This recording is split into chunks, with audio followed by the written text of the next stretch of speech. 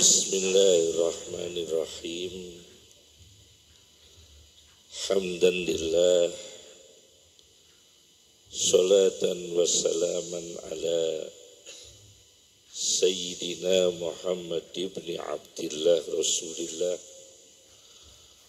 wa ala alihi wa sahbihi wa man tabi'a huda, amma ba'd. Yang kami hormati para habaib, para sadah, yang kami hormati keluarga besar Al-Maghfurlah Simbah Kiai Haji Maimun Zubair, segenap para putra, para cucu, semoga diberkahi oleh Allah Subhanahu wa ta'ala. Para kiai, para alim ulama, para santri, Bapak Kapolres atau yang mewakili, Bapak Dandim atau yang mewakili, hadirin hadirat, izinkan kami menyampaikan sedikit bahwasanya di dalam Al-Quran, Karim yang artinya mulia, ada 27 kali kata Karim dalam Al-Quran. Dari 27 kali itu, 2 kali mengenai Allah Subhanahu wa ta'ala. Allah disebut Ghaniyun Karim, Maha Kaya, Maha Mulia. Yang kedua, Ma gharraka bi rabbikal karim, disebut Al-Karim. Allah disebut Karim dalam Al-Quran 2 kali dari 27 kata Karim dalam Al-Quran. Kemudian ada kata Akram yang artinya lebih mulia atau maha mulia. Dalam Al-Quran kata Akram 2 kali. Yang satu mengenai hamba Allah, yang satu mengenai Allah sendiri. Wa rabbukal akram, Tuhanmu maha mulia. Yang satu, inna akramakum indallahi atqakum, atqakum. Yang paling mulia di antara hamba Allah di sisi Allah ialah yang paling takwa di antara kamu sekalian. Di sini ada kata akram disandarkan pada manusia yang kualitasnya takwa tingkat tinggi, atqa. Kemudian kata Karim dalam Al-Quran 27 kali, ruang-ruang orang yang ada di posisi karomah. Orang-orang yang mendapatkan karomah itu memasuki karim-karim dalam Al-Quran melalui aulang karimah, perkataan yang mulia. Akhirnya dia mendapatkan karomah. Melalui rizqan karimah, rezeki yang mulia, dia menjadi aulia. Melalui mudkholan karimah, tempat masuk yang mulia, akhirnya dia menjadi ulama, menjadi aulia. Insya Allah Mbah Maimun melengkapi elemen-elemen ruang-ruang karim itu, insya Allah dipenuhi oleh Kiai Haji Maimun Zubair. Indikasinya ialah yang menunjukkan bahwasanya Mbah Maimun Zubair memasuki pada ruang-ruang karim itu diindikasikan beliau wafat di Makkah, dimakamkan di Ma'la. Ada satu kitab berjudul Syifa'ul Gharam bi Akhbaril Baladil Haram. Syifa'ul Gharam bi Akhbaril Baladil Haram. Sebuah kitab tentang negeri Makkah, karya Muhammad bin Ahmad Al-Fasi Al-Makki. Di situ dijelaskan bahwa Nabi bersabda dengan 3 hadis. Orang yang wafat di salah satu Makkah Madinah, besok pada hari kiamat dibangkitkan Allah fil aminin, di dalam golongan yang aman. Orang iman yang meninggal min akhadil haramain, salah satu Makkah atau Madinah, maka Allah membangkitkan orang itu dibangkitkan di hari kiamat, termasuk orang-orang yang aman. Itu redaksi hadis pertama. Hadis yang kedua lebih spesifik. Barang siapa yang wafat di Makkah atau di jalan Makkah, fi tariqi Makkah, maka dia dibangkitkan Allah pada hari kiamat minal aminin, termasuk orang-orang yang aman. Itu hadis kedua. Hadis ketiga lebih spesifik lagi, Ma'la. Hadis ketiga yaitu Rasulullah Shallallahu Alaihi Wasallam bertanya kepada Allah Subhanahu Wa Taala, "Ma li ahlil baqi'il gharqad, ma li ahli baqi'il gharqad." Ya Allah, pahala apa yang diberikan kepada mereka orang beriman yang di makam Baqi'il Gharqad Madinah? Allah menjawab, lahumul jannah. Para sahabat, para tabi'in, para ulama, para aulia, para orang-orang salih yang dimakamkan di Baqi'il Gharqad lahumul jannah, mereka mendapatkan surga. Hadis Nabi sallallahu alaihi wasallam. Kemudian Nabi bertanya, mali ahlil mu'allad, apa yang diberikan kepada orang-orang yang dimakamkan di Ma'la? Mu'allad, Ma'la. Al-Mu'allad bisa dilihat di kitab apa itu Mu'jamul Buldan, karya Yaqut Al-Hamawi. Bisa dilihat di dalam kitab Atrasul Hadis, karya Dr. Syauqi Abu Khalil. Dan bisa dilihat dalam buku-buku geografi yang lain. Nah, di situ Al-Mu'allad, maka Ma'la, ditanyakan oleh Rasulullah SAW kepada Allah, ma li ahlil mu'allad, apa pahala yang diberikan kepada orang-orang salih, para ulama, para aulia, para sahabat, para tabi'in yang dimakamkan di Ma'la? Allah menjawab, jangan tanya. Hei Muhammad, la tas'alni an jiwari. Orang-orang yang di makam Ma'la itu dekat dengan aku, jangan kamu tanyakan. Sa'altani an jiwari, la tas'alni an jiwari.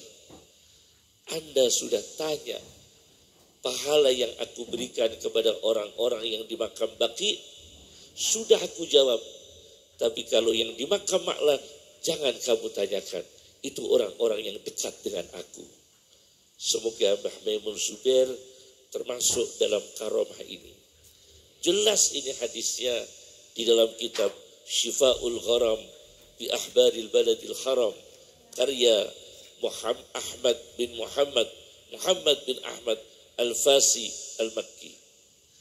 Ini yang mengindikasikan bahwa ulama yang ada di sana, ada Kiai Maimun Zubair, ada ulama-ulama yang lain, ada Syekh Yasin, ada Syekh Mahfud At-Turmusi. Di dalam kitab Kifayatul Mustafidnya dijelaskan di situ. Nah, insya Allah kita hanya menginginkan berkah-berkah beliau. Kemudian kami sampaikan lagi, kenapa ulama bisa keramat? Apa tip-tip cara-cara ulama bisa keramat?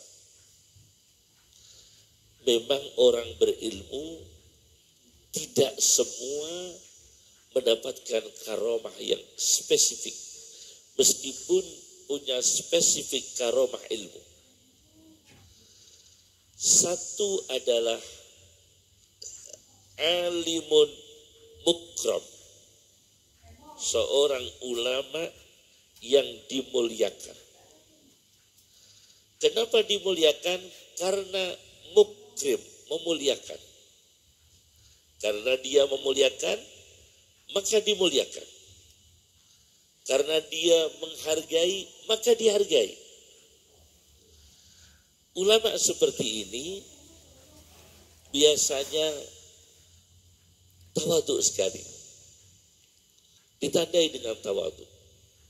Sampai dulu ada ulama yang mengarang kitab tidak mau mengaku karangannya, dinisbatkan pada orang lain, saking ikhlasnya. Jangan sampai diketahui karyaku. Tidak seperti kita. Google saja bilang karya kita. Jadi ulama dulu enggak.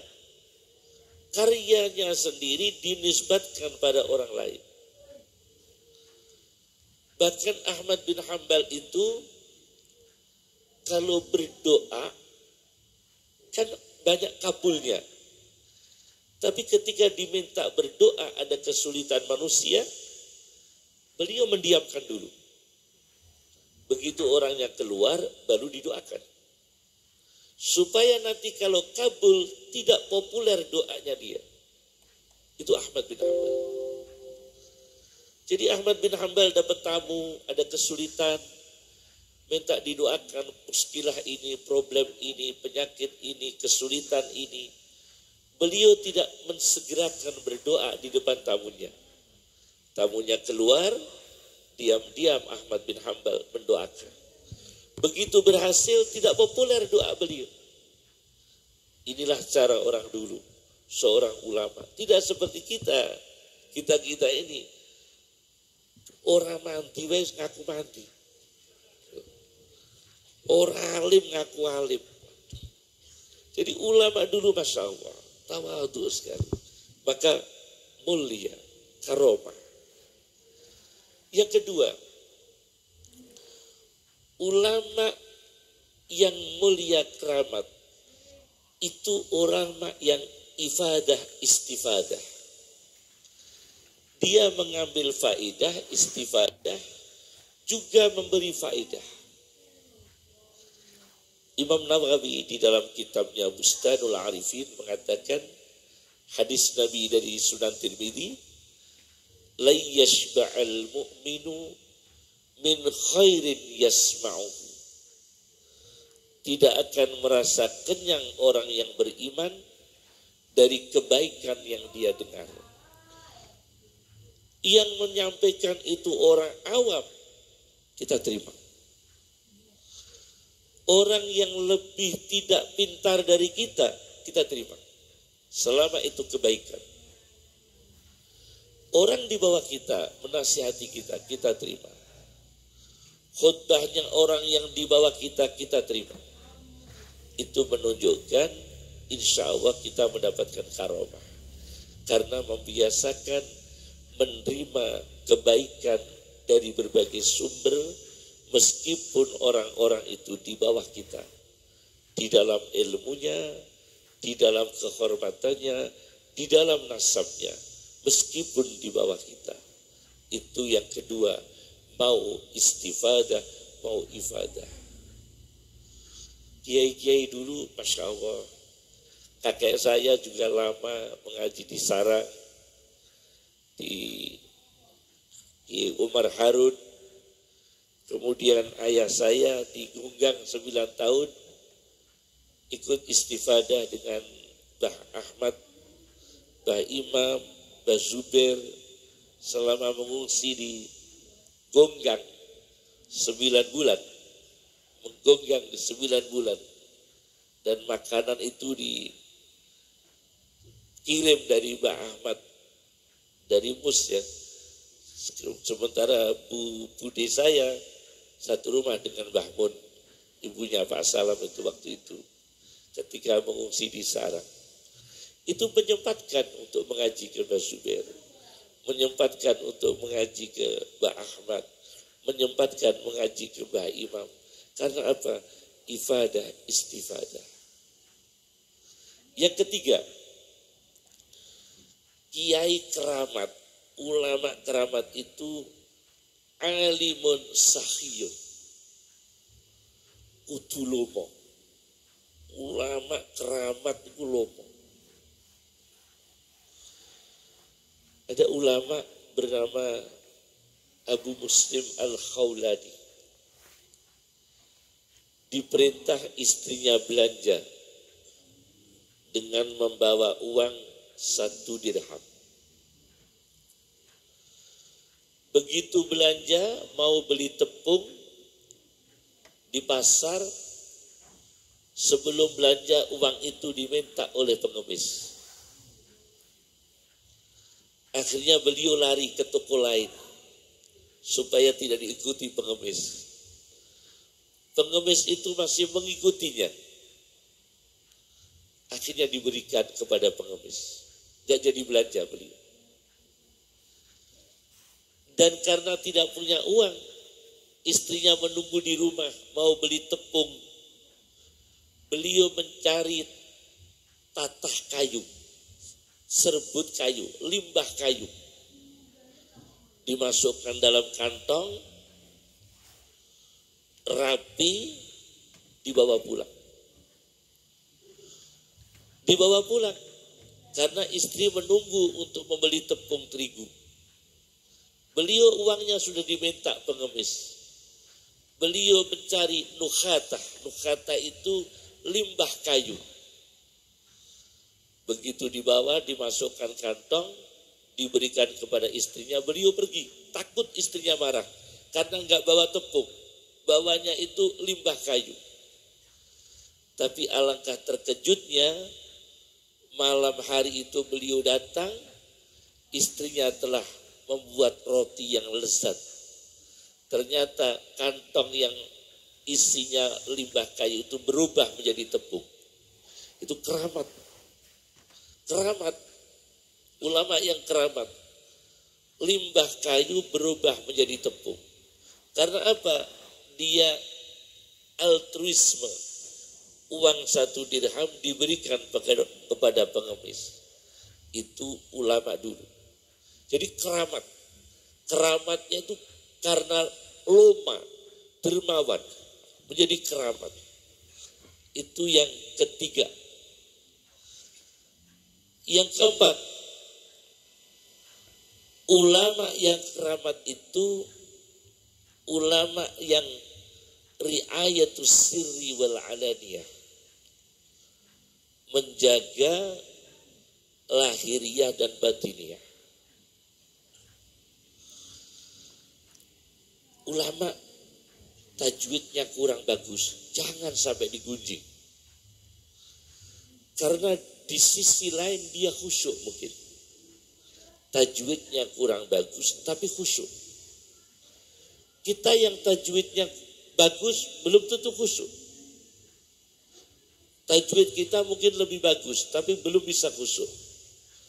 Dia tajwidnya belum sebegitu sempurna, tapi khusyuk. Nah, itu sangat dimungkinkan. Ini terjadi ketika Syekh Ibrahim Ar-Raqi menjadi makmum. Imamnya itu Abul Khair membaca Fatihah. Menurut Syekh Ibrahim Ar-Raqi itu seorang mukri ahli qiraah kurang bagus. Akhirnya dia menyesal, menjadi makmum itu menyesal. Kenapa saya kalau jadi makmumnya Syekh Abul Khair yang tajwidnya kurang bagus? Di hatinya itu menggunjing. Begitu keluar dari sholat, dia mencari air, dikejar oleh singa. Dikejar oleh singa. Minta tolong pada Syekh Abul Khair yang tajwidnya kurang bagus. Jadi Syekh Ibrahim Ar-Raqi itu tajwidnya hebat, seorang ahli Quran, seorang ahli qiraah. Sholat ikut makmum Syekh Abul Khair seorang sufi yang tajwidnya kurang begitu sempurna. Bagus tapi kurang begitu sempurna. Dia tidak puas, keluar dari majlis itu, dia keluar dikejar oleh singa dan minta tolong kepada Syekh Abul Khair. Akhirnya Syekh Abul Khair mendatangi singa itu dan mengusirnya. Apa kata Syekh Abul Khair? Tajwidmu itu tajwid dohir. Istaghaltum bid-dawahir fakhiftumul asad. Maka Anda takut dengan singa. Karena yang Anda pikirkan hanya tajwid dohir. Tapi sementara saya istaghalna bil bawatin, keikhlasan, kekhusyuan, maka singa takut kepada kita. Fakhafanal asad. Itu ulama yang keramat. Jadi keramat itu jangan hanya didasari dengan kealiman, tapi juga dengan kebatinan. Sejauh mana kekuatan ikhlasnya, kekuatan batinnya. Seperti yang sering diceritakan Ki Khalil Bangkalan. Ada orang Cina perempuan dari Medan lumpuh. Lumpuh itu kalau berat ya, penyakit lumpuh itu. Falij, hemiplegia, lumpuh separuh atau falij, semacam lumpuh. Atau penyakit kelumpuhan yang lain. Dari Medan, ingat saya, dibawa ke Ki Khalil Bangkalan, perempuan Cina, lumpuh itu. Karena dia orang kaya, dia bawa orang, memikul wanita tersebut. Sampai di Bangkalan, dia turun, ditandu, dipikul 4 orang. Masuk di halaman Ki Khalil Madura, Ki Khalil Madura itu marah-marah. Keluar dari rumah, menurut sejarah ini, keluar dari rumah bawa pedang. Bawa pedang begini, mengacungkan pedang. Akhirnya yang mikul perempuan itu lari. Lari dan perempuan yang lumpuh itu ikut lari. Nah ini karomah. Perempuan yang lumpuh itu ikut lari. Sarafnya aktif itu. Ternyata teori ini ada di dalam kitab La Tahzan karya Dr. Aid Al-Qarni. Orang-orang lumpuh ada pengobatannya dengan digigit kalajengking. Karena kalau digigit kalajengking sarafnya aktif. Tapi jangan dipraktekkan. Jangan dipraktekkan. Itu memang ada di dalam kitab La Tahzan karya Dr. Aid Al-Qarni. Orang lumpuh digigit kalajengking aktif sarafnya. Ternyata ketika di depan Ki Khalil bawa pedang kan takut. Motoriknya aktif. Yang mikul lari, Cina yang dipikul tadi, yang lumpuh ikut lari. Akhirnya sembuh dengan izin Allah Subhanahu wa taala. Inilah kiai keramat dulu. Jadi perilakunya itu tidak semata-mata mengancam, itu mengobati. Mengobati ilham dari Allah itu. Ilham dari Allah untuk menghidupkan, mengaktifkan sarafnya. A'sab ya. sarafnya itu menjadi aktif.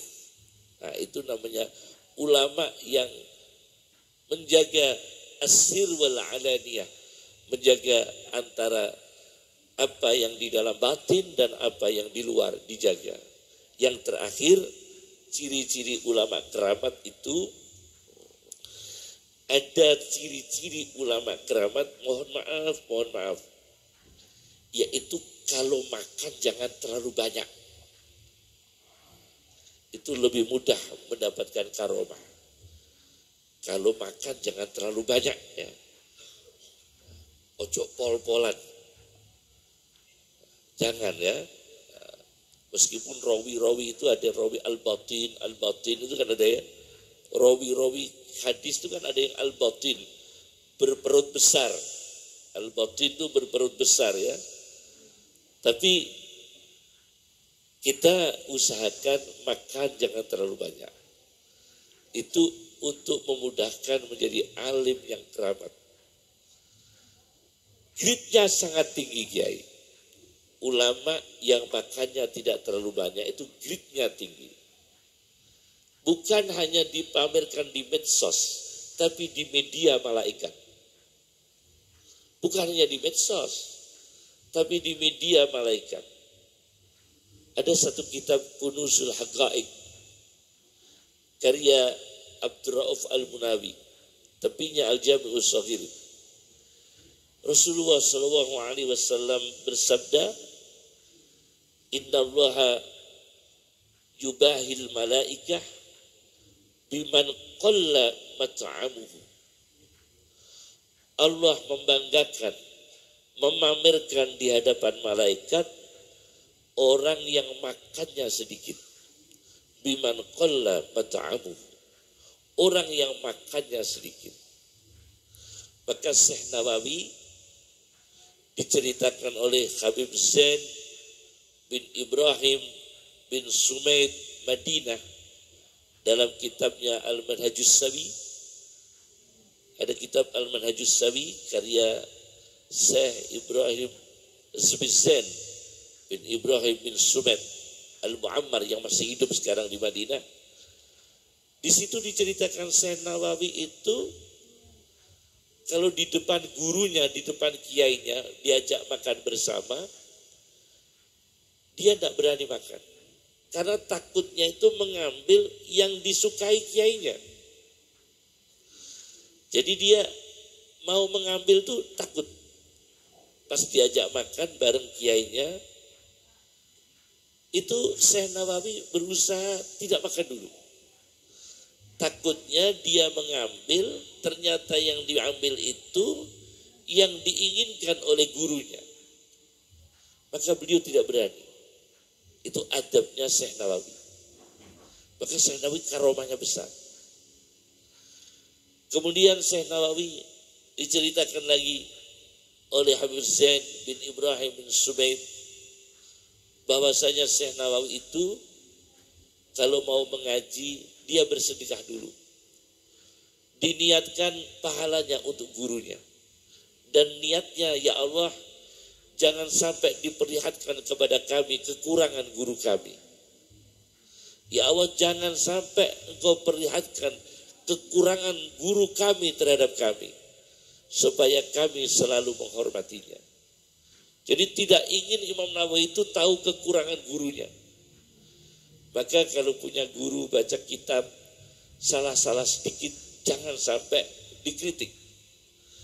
Wajarlah. Wajar orang Jawa. Baca kitab salah-salah sedikit itu. Di Lasem dulu itu ada Kiai Waltakun. Kiai Waltakun itu setiap event apapun tuh dalilnya satu. Waltakum minkum ummatun. Berangkatkan jenazah waltakum minkum ummatun. Pengantin waltakum minkum ummatun. Kelahiran bayi akikah waltakum minkum ummatun. Sampai terkenal di Lasem itu Kiai Waltakun. Tidak terkenal namanya. Dan ini orang masa yang di Lasem kalau minta doa dengan beliau. Mas saya di Lasem waktu itu kalau minta doa dengan beliau, karena beliau mujabud doa, terkabul doanya. Padahal coba bisanya satu dalil, wal takun. Luar biasa itu. Kalau kita kan enggak, banyak dalil tapi biasa luar. Biasa luar artinya enggak keramat karena ikhlasnya kurang. Itu adat kiai wal takun luar biasa. Jadi yang terakhir, ciri-ciri ulama yang keramat itu diantaranya ialah man qalla mat'amuhu, sedikit makannya. Sedikit makannya.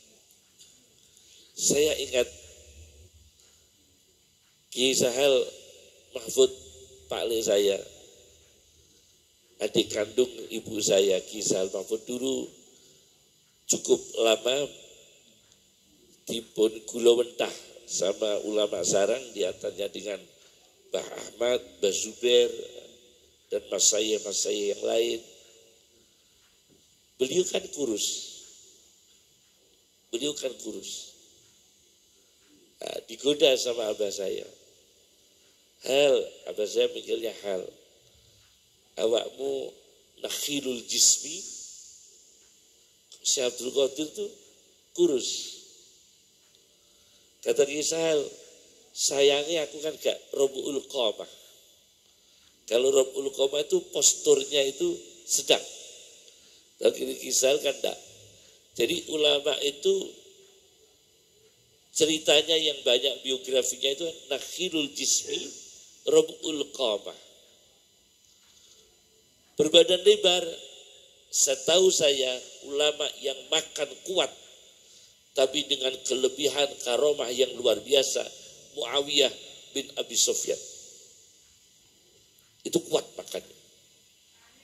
Tapi Muawiyah dengan segala karomahnya, dengan segala keistimewaannya.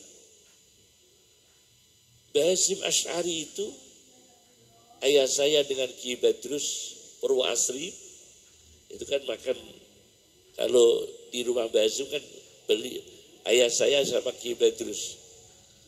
Itu kalau Basim itu kalau makan sehari-hari luar biasa, macam-macam menu.